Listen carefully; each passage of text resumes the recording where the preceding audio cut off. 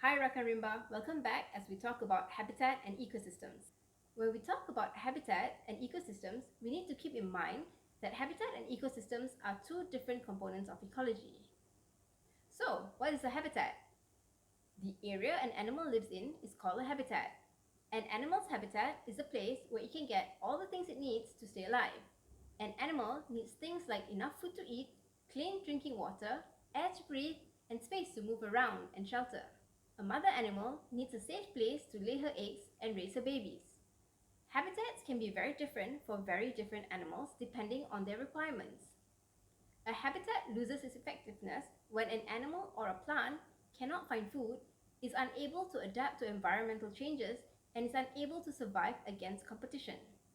These factors limit the plant or animal from growing a population, and so the number of a particular plant or animal is an indicator to the sustainability of a particular ecosystem. This would mean a biodiverse area would have lots of habitats. So, what is an ecosystem? An ecosystem is a complex and dynamic function of biological communities. This includes living organisms, also known as biotic components, like animals, plants, insects, and bacteria, as well as non-living components known as abiotic components, like rocks, soil, water, and sunlight. Survival of the living organisms in an ecosystem depends upon their adaptability to both the living and non-living elements within its community. Habitat is where a plant and animal lives, but to live, it needs to interact between living and non-living things. A habitat lies within an ecosystem. An ecosystem consists of many habitats. In other words, a habitat is the home inside the village of the ecosystem. An ecosystem community consists of all the species interacting together in a particular area. A biodiverse ecosystem is more stable as it will have many different organisms playing different or similar roles. A typical ecosystem will have food chains, for example, primary producers, which are plants, as they can create their own food from the sun, water, and carbon dioxide in a process called photosynthesis. Secondary consumers, which are herbivores, like the sero, tapir, and elephants, who digest and store plant proteins in their body. Tertiary consumers consist of omnivores and carnivores who eat meat. At the very top of this food chain are apex predators. They are the ultimate meat eaters. As the cycle of life is a closed loop, we have decomposing organisms that will turn all dead animal and plant material back into soil. Many interconnected food chains make a food web, which indicates the capacity of an ecosystem to support the various animals and plants in a closed-looped energy cycle. The more biodiversity available means the ecosystem has a greater resilience and resistance in the face of disruptions. Ecosystems can be different in size. They can be aquatic, which refers to any marine area or freshwater body, terrestrial, meaning any land-based community of organisms, or arboreal for animals and plants living above ground in the trees. A collection of ecosystems makes a biome, and all the biomes collectively form the biosphere for the Earth. Did you know your fish tank at home is also an ecosystem? But it's artificial because you have to clean the filters and maintain the potential hydrogen levels to ensure it is suitable for your fish. You will also have to feed your fish on a daily basis. In nature, freshwater fish live in the river. Water travels for long distances from a spring to a stream through rapids and falls, gets aerated and mixed with different sources. It is naturally filtered by the sand, plants, and other organisms, so fish are always swimming in clean water. The fish may eat algae, river grass, smaller fish, prawns, or insects when it's hungry. It will select a section of the river that suits its needs or move to spawn. The natural ecosystem is self-regulating and can sustain itself based on the various interactions. Each organism, no matter how small, has a role to play. As we've just discovered, a healthy ecosystem is home to many animals and plants. Animals and plants do not just consume the environment but provide ecosystem services. This means, through their natural interaction like eating, they disperse seeds of fruiting plants far from their parent tree. Predators play a role in managing herbivorous prey populations which could eat an entire forest bare. All animals fertilize the forest soil with poop and through decomposition of dead biological material for nutrient recycling. Forest ecosystems are vital in regulating the natural processes on Earth. Rainforests play a crucial factor in maintaining the natural balance by storing water in underground reservoirs, recycling and filtering immense quantities of water, feeding lakes, rivers, irrigation systems, and making the environment resilient to drought. The trees are a major player in the carbon cycle. In the rainforest, trees purify the air by extracting carbon dioxide from the atmosphere, which is stored in their biomass and releases oxygen. The rainforest's year-round tree cover regulates heat by providing shade along the equator, generates humidity needed to sustain many of our flora and fauna, while big trees and their immense root systems shelter and hold soil from erosion, stopping sedimentation from silting up rivers, coastal mangroves, and coral reefs. Winds carry moist air over land towards forested mountains, where they combine with water vapor from forests. The moisture rises as the mountains are in the way. The rising moisture cools and forms clouds that then condense into rain. This is an important part of the water cycle. Ecosystems may be knocked out of equilibrium by disturbances, disruptive events that affect the composition of biodiversity and the services they provide. Some disturbances are a result of natural processes. For example, fire is a disturbance that can be caused by lightning striking a dry fringe forest. Other disturbances are the result of human activity. Examples include acid rain, deforestation, algae blooms, and the introduction of invasive species. Different ecosystems may respond differently to the same disturbance. One may recover rapidly, and the other may recover more slowly, some not at all. Ecologists sometimes use two parameters to describe how an ecosystem responds to disturbance. These parameters are resistance and resilience. The ability for an ecosystem to remain at equilibrium in spite of disturbances is called resistance. How readily an ecosystem returns to equilibrium after being disturbed is called resilience. Some ecologists consider resistance to be an element of resilience, one that acts on a short timescale. Many ecologists think that the biodiversity of an ecosystem plays a key role in stability. For example, if there were just one plant species with a particular role in the ecosystem, a disturbance that harms that one species, say a drought or a drought-sensitive species, might have a severe impact on the ecosystem as a whole.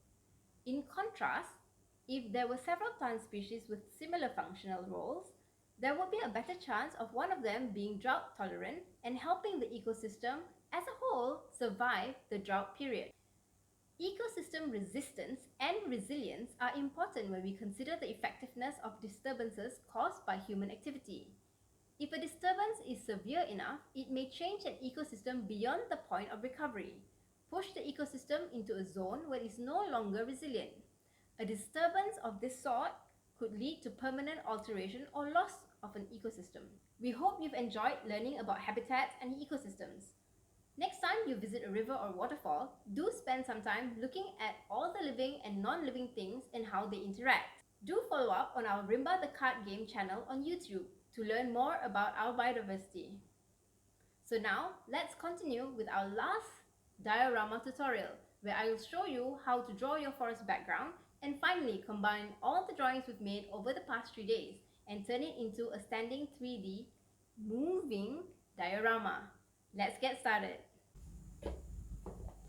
So I want you to imagine if this was most in front and that was the second one, and then I had an orangutan in the back, for instance. See what we're gonna get? Okay. Or if it was a pangolin. Right, so I'll put the pangolin there. I can put my plants. How do I have that? Or I can change it out to be an elephant. Okay, look at that.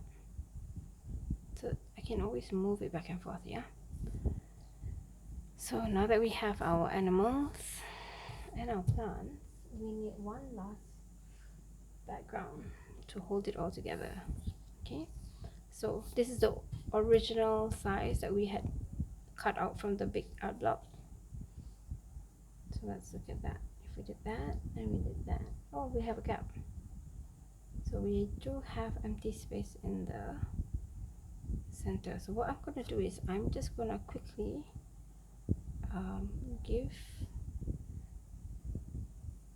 draw this outline.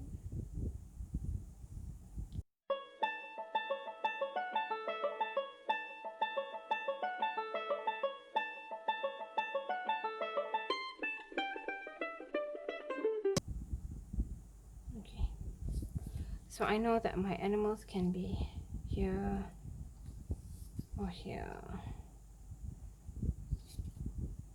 or here or here, right? Okay, so now this is the back that we need to draw for the forest. So I'm thinking maybe I will draw one big tree, because I can imagine a pangolin hanging out in front of a big tree, and I can imagine an elephant coming from around the tree, or a sun bear coming down the tree, or an orangutan just playing at the base. Okay, so I'm gonna put the big tree to give me a focal point, and then along the sides I'm gonna start drawing out a different plants. So I cannot erase this a little bit so that I can see my guides.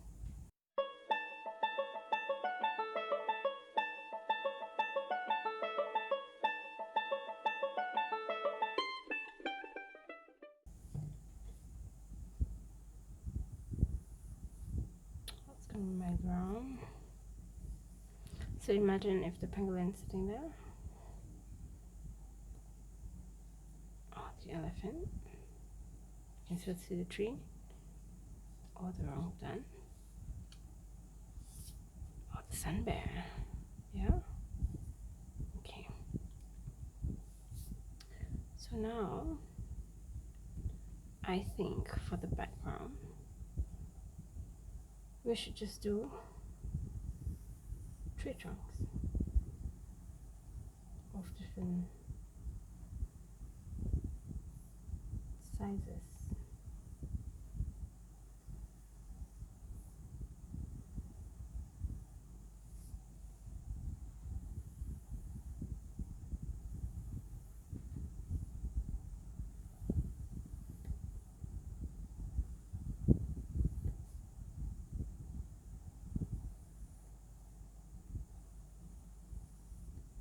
Okay, so this side, this page we don't cut, yeah?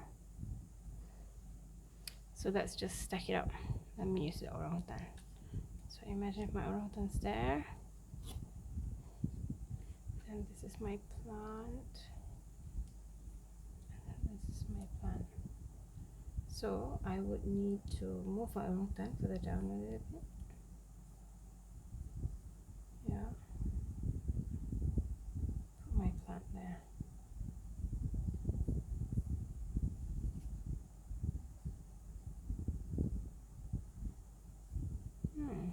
That looks nice. Okay, so then I'm going to lift it up and I'm going to see, oh, there's quite a gap between my orangutan and the base, right? So we're going to come back to that in a bit. So the first thing we're going to do is we're going to take this piece that we cut off yesterday, there's two of these, and then we're just going to follow that line all the way down. Okay. So now, to make a diorama, we want to be able to have sides, right? And then we know we're going to have 1, 2, 3 layers that are going to be stacked, and these guys that are going to go in between. So now I am going to go get my ruler. Okay, so I've got my ruler now. So let me measure this out.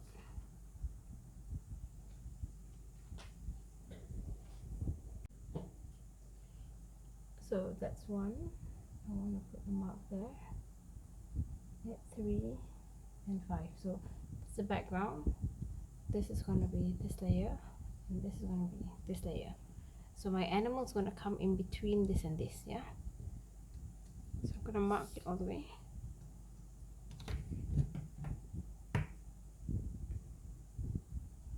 One, 3, and 5. Okay. Oops. I'm just going to draw a line for now.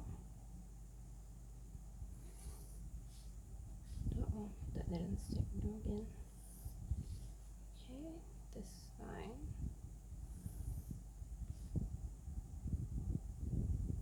And the last one. So there's only one side. I need to do it on both sides. Okay. So same thing. I want to put the ruler against the edge here. And then 1, 3, and 5. 1, 3, and 5. And then I'm going to draw a straight line coming down. Okay, so now you've got 2 of these. What are they for? So when this is standing up, this guy should be able to slip in sideways like that. So I'm gonna cut this using a blade, but before I do that, I need to make sure both the bottom heights are the same, and I need to measure this, plot it out here, and then I can cut, yeah? So let's do the first things first. Let's measure the base. I'm gonna give a base of 4 centimeters and another of 4 centimeters. So I'm gonna draw this line first. Oops, my hand. Okay, so what I'm gonna do is I'm gonna take all the rest of the stuff out first and give myself a bit more space to work.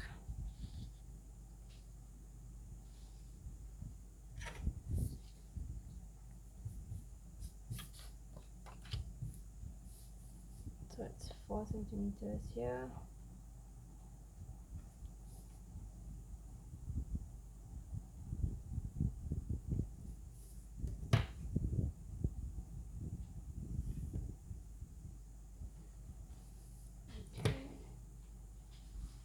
And then we're supposed to measure the height of the paper. It's 14.5. So let's do that. 14.5. Let's mark it up here. Let's do the same here for 14.5. Let's get that little end out of the way. Okay, it's 14.5.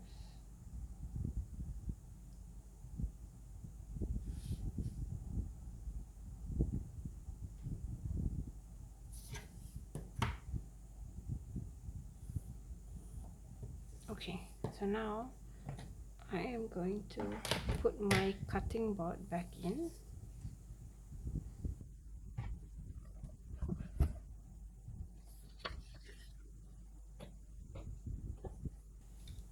I'm gonna cut this out.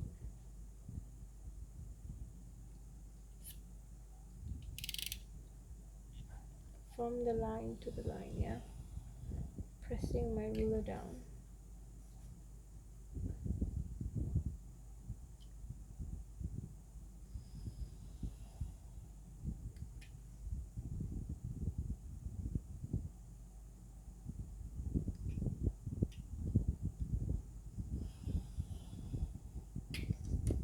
Okay.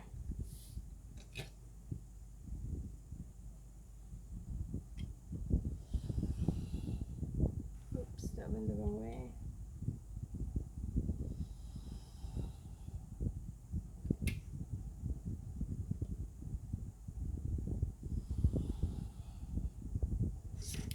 Okay, that's not too bad, but we will need to change the direction of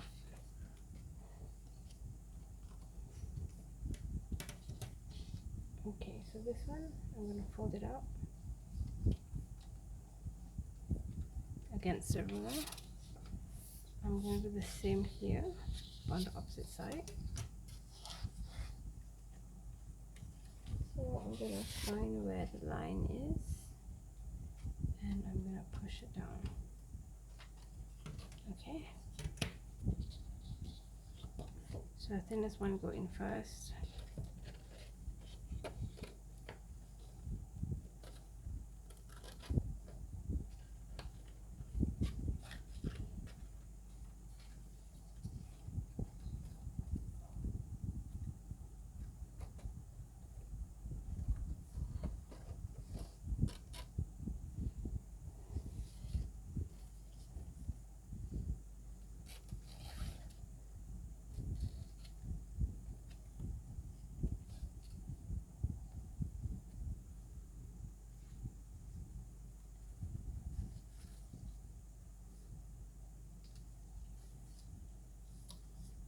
Now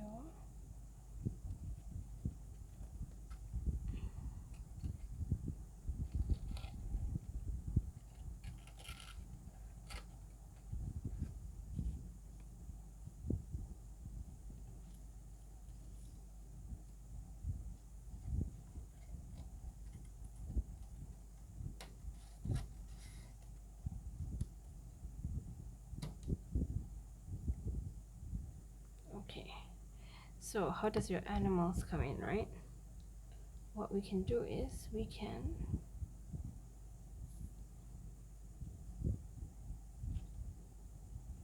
place them as such. Okay, so now we're going to put our animals to one side and our plants to the other side. And what we're going to do is we're going to have to build a little stand for them. So I'm going to use one of the pieces that we had extra from before, and I'm gonna make a 3 centimeters, 2 pieces of 3 centimeter strip.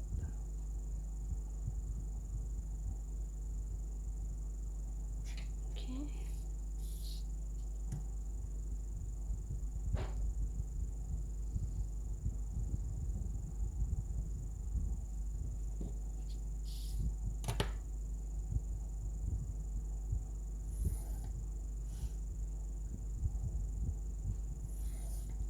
Okay, before I cut that down, I want to measure a few other things. I want to measure 1 centimeter and 3 centimeter away. Okay, so that's 1, that's 3, that's 6. So we'll repeat. Okay, 1, right? So that's 1, 3, and 6. One more time. 1, 3, and 6. So I'm going to do that on this side as well. 1, 3, 6.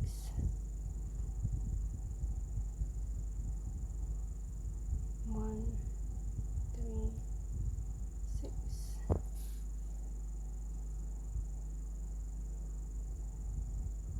1, 3, 6. Okay, so I'm just going to go ahead and draw these lines in.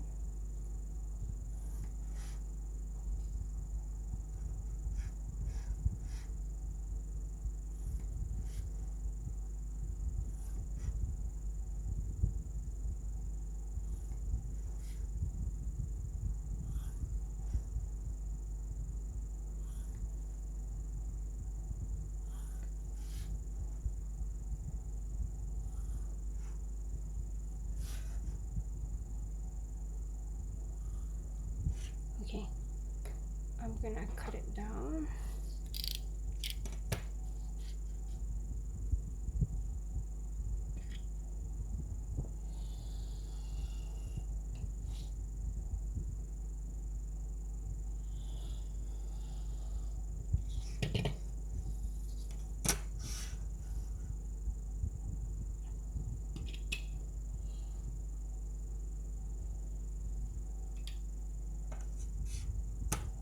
I'm cutting it so that I have 1, 3, and 6. So that's 1, that's 3, that's 6. So I'm going to cut the end of the 6.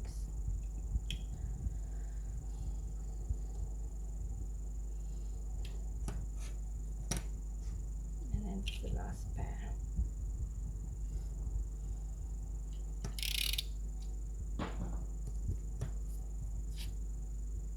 Okay, so I only have 4 animals, so I need only 4. I did the spare just in case. Okay, so now I'm gonna fold it along the lines.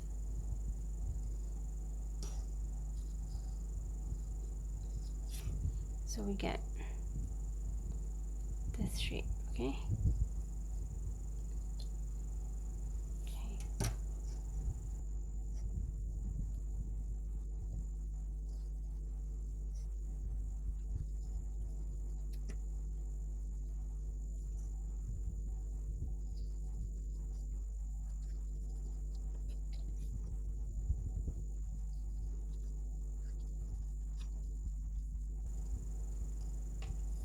Okay, so now what we're going to do is we are going to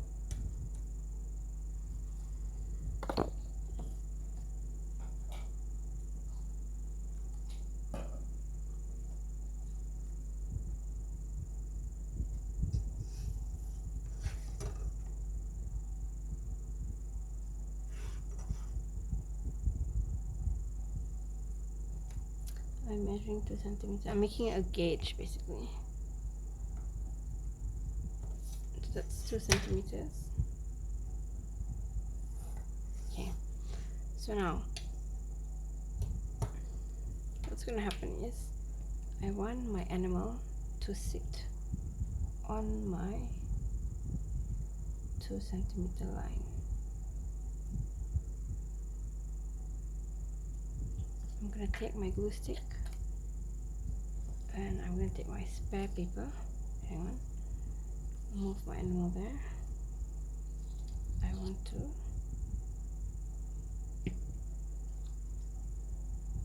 stick on roughly where that's a 2 centimeter line is, okay?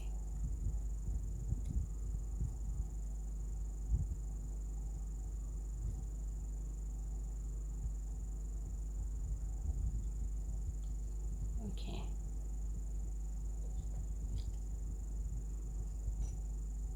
So my orangutan has that. Can you see that? Okay. I'm going to put this on there. I'm going to put some glue. I'm going to put my glue. Okay, I'm going to put my glue. Okay. Some of this. Put something else to do.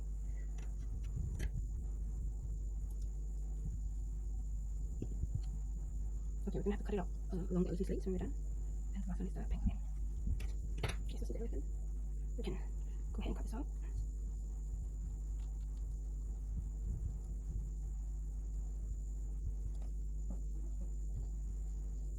So I angled in a little shorty.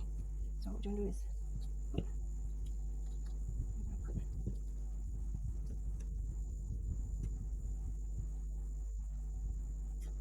okay, now we've got all these. What we're going to do next is we're going to take in our frames. So now we've got our frame. Remember that the 2 thin ones have to be at the back. And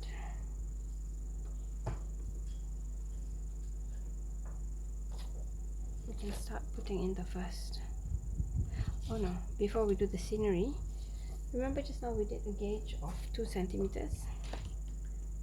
This is what it's for. So we're going to look for 2 centimeters. Okay, so what's happening is this. So we've got plants. And then we're going to look at 2 centimeters there. Let's do 3 centimeters. Okay. So let's look at the 3 centimeter mark.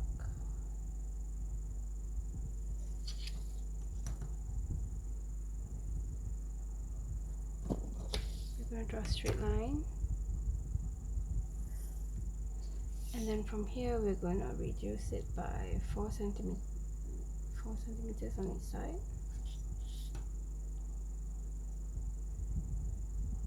Okay, and this from here to here we're going to make a cut with the blade.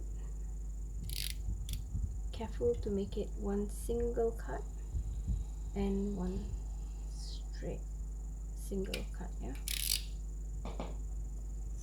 Okay, now we can assemble our. Okay, so the two thin straps at the back can put in.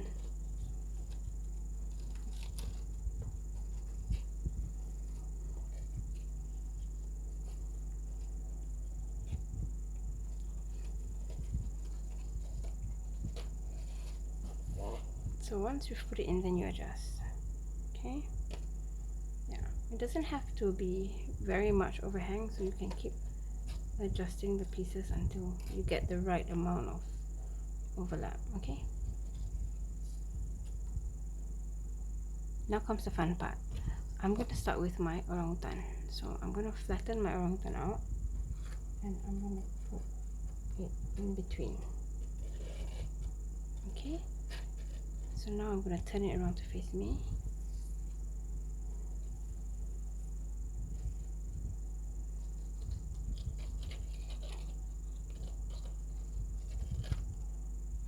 Okay, so I want to do it until the orangutan's standing up. So you can see that, right? The orangutan's actually standing up. Okay, now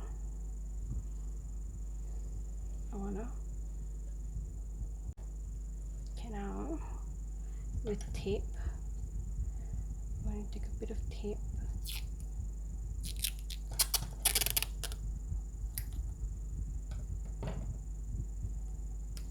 and tape this down. Okay, we can fix it a bit more later, but for now let's just tape it down so it doesn't run, yeah? And then I'm gonna put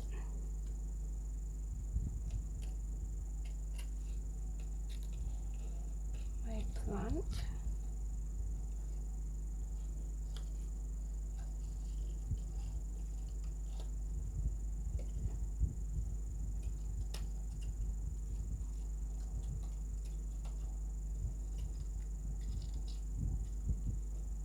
Okay, so now you can see.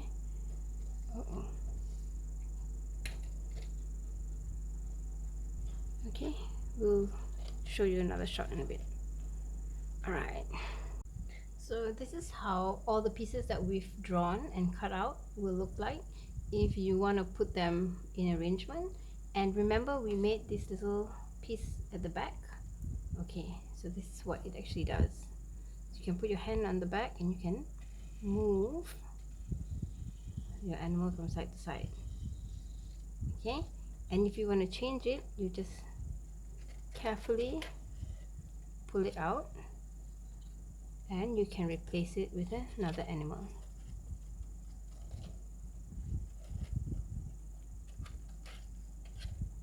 Right, so now I have an elephant.